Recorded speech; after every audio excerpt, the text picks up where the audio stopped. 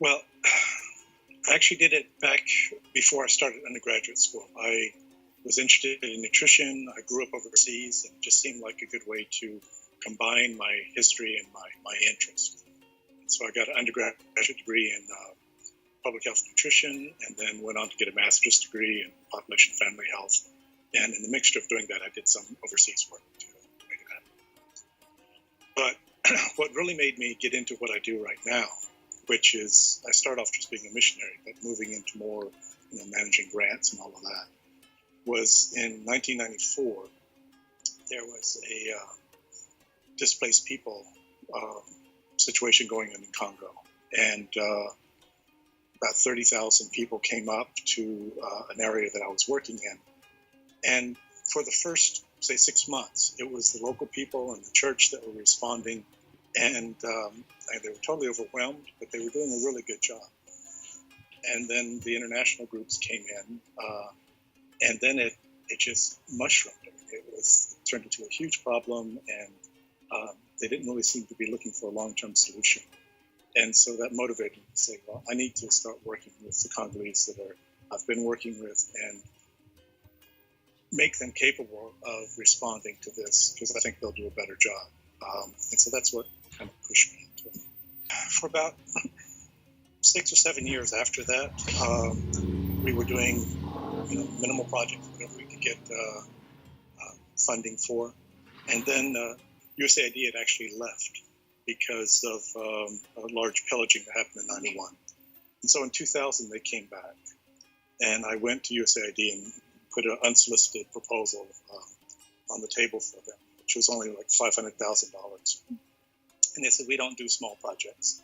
And so I came back with a $25 million project, and they accepted it.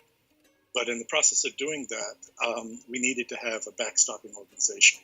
And so we brought in IMA, and that became a very good marriage over the last 16 years as we've done multiple projects together. I'm the country director for DR Congo, but I'm also the chief of party for their largest project, which is funded by DFID. It's a $280 million project for 5 years, doing a comprehensive health system strengthening in Congo. And so I manage a team of about 70 people to manage them. IMA specifically has a very long view on its work.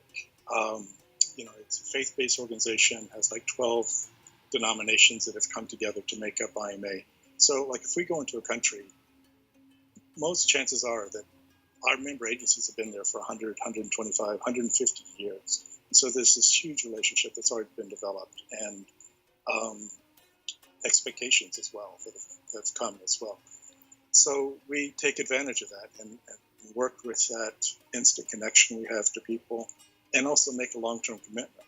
I've been working here for, what is it now? It's going on 29 years, 30 years. And that's very unusual in this business, to be committed to a place for 30 years, working with the same people, helping them develop and run programs together.